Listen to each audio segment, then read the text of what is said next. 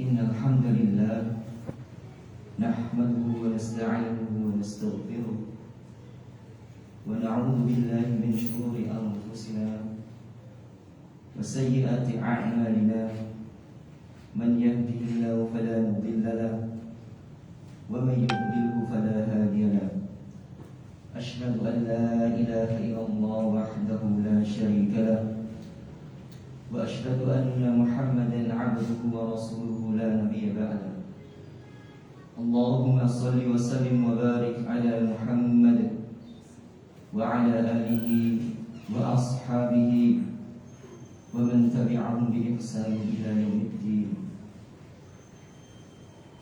وقال الله تعالى في القرآن الكريم أعوذ بالله من الشيطان الرجيم يا أيها الذين آمنوا اتقوا الله حق تقاته ولا تموتن إلا وأنتم مسلمون يا أيها الناس اتقوا ربكم الذي خلقكم من نفس واحدة وخلق منها زوجها وبث منهما رجالا كثيرا ونساء واتقوا الله الذي تساءلون به والأرحام إن الله كان عليكم رقيبا يا أيها الذين آمنوا اتقوا الله حق تقاته يا أيها الذين آمنوا اتقوا الله وقولوا قولا سديدا يصلح لكم أعمالكم ويغفر لكم ذنوبكم ومن يطع الله ورسوله فقد فاز فوزا عظيما أما بعد فإن أصدق الحديث كتاب الله وخير الهدي هدي محمد صلى الله عليه وسلم وشر الأمور محدثاتها وكل محدثة بدعة وكل بدعة ضلالة وكل ضلالة في النار. معاشر المسلمين jamaah sidang salat Jumat yang semoga selalu dirahmati oleh Allah Subhanahu wa taala. Alhamdulillah, kita bersyukur kepada Allah Subhanahu wa taala yang telah memberikan karunia-Nya kepada kita semuanya. Karunia yang begitu banyak sekali hingga detik ini. Terutama nikmat iman, nikmat Islam, dan nikmat berupa kesehatan dan waktu luang. Di mana nikmat tersebut yakni mendasari seorang hamba untuk mudah melakukan ketaatan kepada Allah Subhanahu wa taala. Kenapa? Kita lihat di luar sana banyak orang-orang yang mengaku muslim dan dalam kondisi sehat, namun mereka kurang percaya kepada Allah Subhanahu wa taala, kurang keyakinannya kepada Allah Subhanahu wa taala, sehingga ibadahnya hanya sebagai beban hidup, bukan sebagai kebutuhan hidup. Salawat dan salam semoga selalu tercurahkan kepada Nabi Muhammad sallallahu alaihi wasallam beserta keluarganya, sahabat-sahabatnya, dan kaum muslimin yang ittiba'ah kepada beliau hingga akhir kiamat kelak. Amin. Ma'asyiral muslimin rahimani wa rahimakumullah. Dalam ibadah puasa, khususnya puasa Ramadan, yakni sebuah ibadah yang sangat dicintai oleh Allah Subhanahu wa taala. Karena apa? Paling tidak ada dua alasan kenapa Allah sangat mencintai ibadah puasa ini. Al-Imam Baydhawi mengatakan alasan yang pertama, amalan-amalan yang lain atau ibadah-ibadah yang lain itu bisa dilihat oleh orang lain atau dilihat manusia yang lain, tapi tidak dengan puasa. Puasa ini adalah antara hamba dengan Allah Subhanahu wa ta'ala. Amalan rahasia antara hamba dengan Allah Subhanahu wa ta'ala, di mana amalan rahasia itu adalah amalan yang sangat besar. Apabila amalan itu terjaga, semakin dirahasiakan amalan itu, maka Allah melihat sebuah keikhlasan yang sangat tinggi di hadapan Allah Subhanahu wa ta'ala. Allah Subhanahu wa ta'ala mengatakan, fa innahu li, maka sesungguhnya puasa itu adalah untukku, wa ana ajzi bihi, dan aku sendirilah yang nanti membalasnya dan memberi pahalanya. Jadi tidak ada ukuran balasan pahalanya puasa ini. Ma'asyiral muslimin rahimani wa rahimakumullah. Alasan kedua kenapa amalan puasa ini sangat dicintai oleh Allah Subhanahu wa ta'ala, yakni pada ibadah-ibadah yang lain kita menggunakan fisik dan harta kita. Namun beda halnya dengan ibadah puasa ini, ada sebuah ibadah yang sangat agung dan luar biasa, yakni menahan hawa nafsu. Di mana menahan hawa nafsu ini, ma'asyiral muslimin, ada sebuah unsur ibadah yang luar biasa, yakni unsur ibadah berupa kesabaran. Kesabaran apa? Kesabaran mengendalikan hawa nafsu.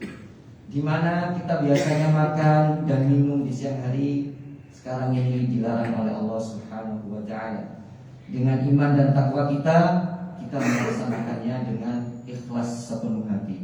Ini adalah sebuah ibadah yang sangat agung di sisi Allah Subhanahu wa ta'ala. Allah Subhanahu wa ta'ala berfirman dalam surat Az-Zumar ayat 10, innama yuwaffas sabiruna ajrahum bighairi hisab. Para ulama menafsirkan ayat ini dalam tafsir Ibnu Katsir, disebutkan bahwa ibadah-ibadah yang lain itu nanti dibalas dengan cara ditimbang atau ditakar sesuai dengan kadar ibadah kita. Namun beda dengan ibadah berupa kesabaran.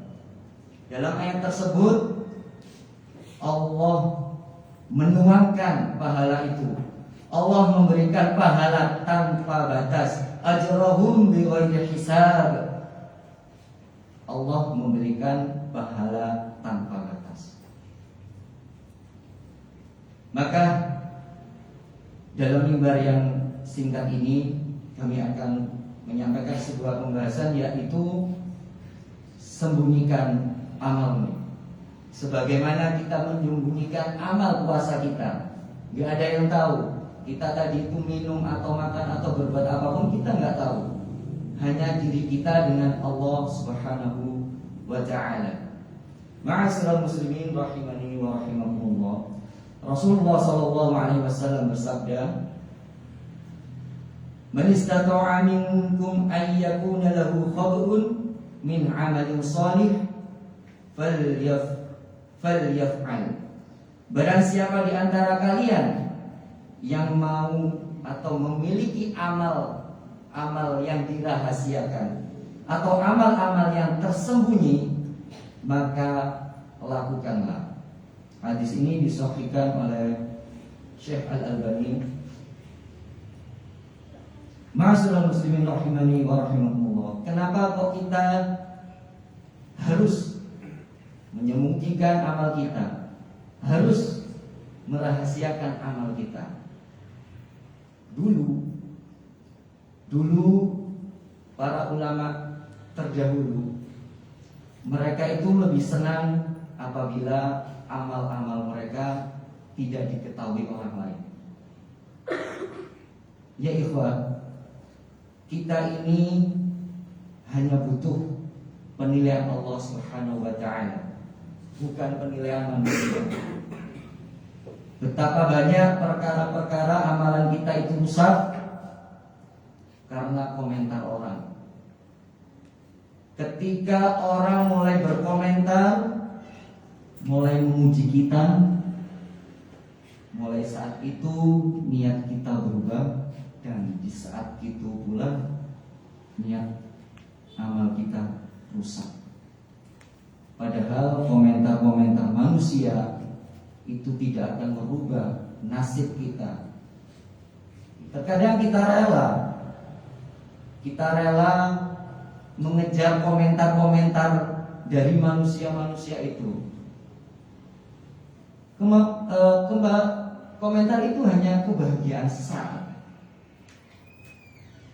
Padahal kita sebagai hamba Allah seharusnya hanya mengejar ridha Allah Subhanahu wa ta'ala yang bisa merubah nasib kita selama-lamanya, terlebih nasib kita kelak di akhirat. Makanya sahabat Abdullah bin Abbas dalam sebuah athar, beliau mengatakan, apabila kalian sedang berpuasa, maka pakailah minyak rambut dan sisirlah, agar kalian tidak kelihatan lemas dan selalu kelihatan segar pada waktu itu. Bagaimana para sahabat-sahabat ini merahasiakan amalan-amalan mereka? Masya Allah, sampai rambut mereka harus dibasahi terus agar kelihatan segar, nggak kelihatan lemas. Luar biasanya mereka, Masya Allah. Allah Subhanahu wa ta'ala berfirman dalam surat Al-Baqarah ayat 271. Di sini Allah Subhanahu wa ta'ala menjelaskan tentang keutamaan amal, yakni amal sedekah. Allah Subhanahu wa ta'ala berfirman, in tubadus shadaqati fa ni'mahi. Jika kalian menampakkan sedekah kalian agar dicontoh orang lain, maka itu adalah bagus. Wa in tukhfuha, dan jika kalian menyembunyikannya, merahasiakannya, wa tu'tuhal fuqara, dan memberikannya langsung kepada fakir miskin, fahuwa khairul lakum, dan itu jauh lebih baik. Nah, dari firman Allah tersebut, Allah membandingkan antara saat kita beramal sedekah terang-terangan dan saat dirahasiakan. Allah memberikan gambaran saat dirahasiakan atau kita mampu untuk merahasiakannya, itu jauh lebih baik. Aqulu qawli hadza wastaghfirullah li wa lakum innahu huwal ghafurur rahim.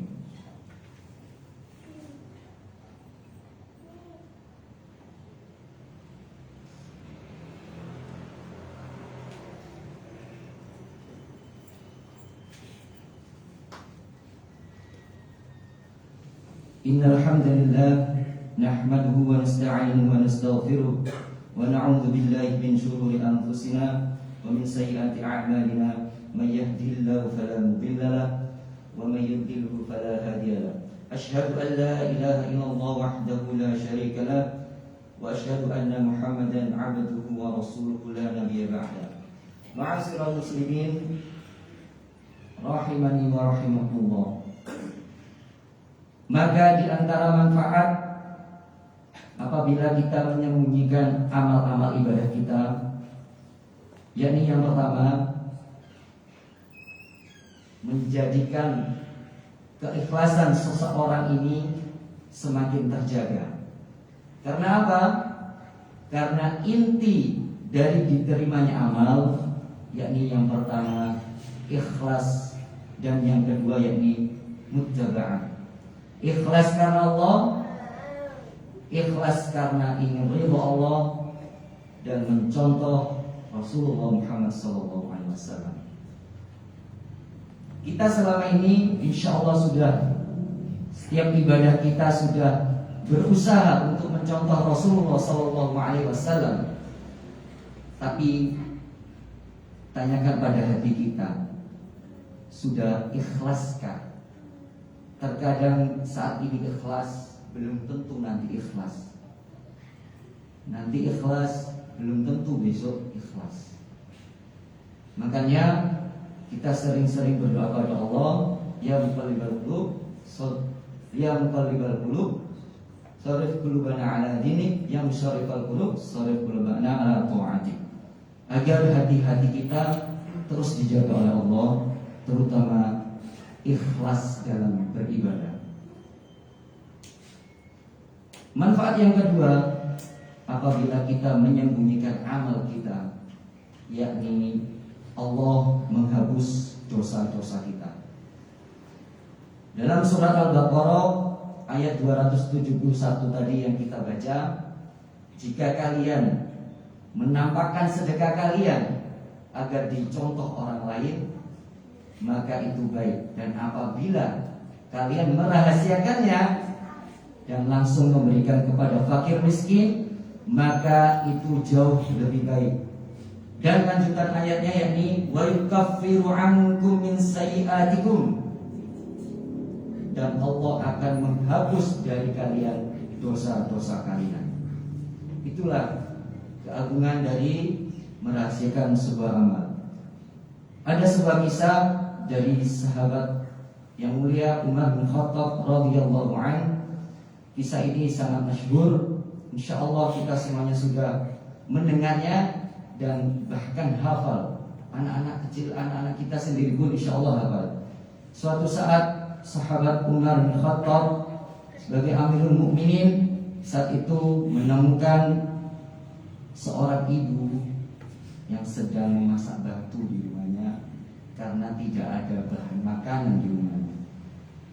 Apa yang dilakukan Amirul Mukminin saat itu?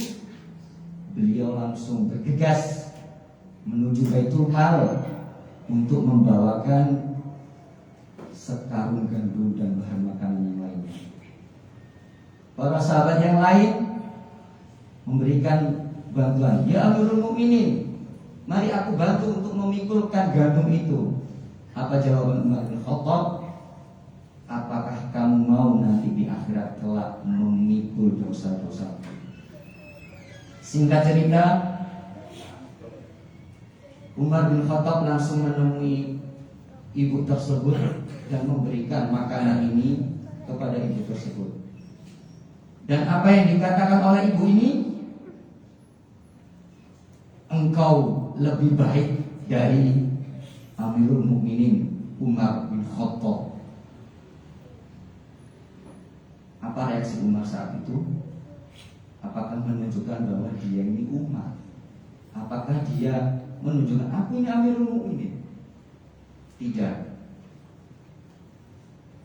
Umar bin Khattab lebih memilih ridha Allah daripada ridha manusia.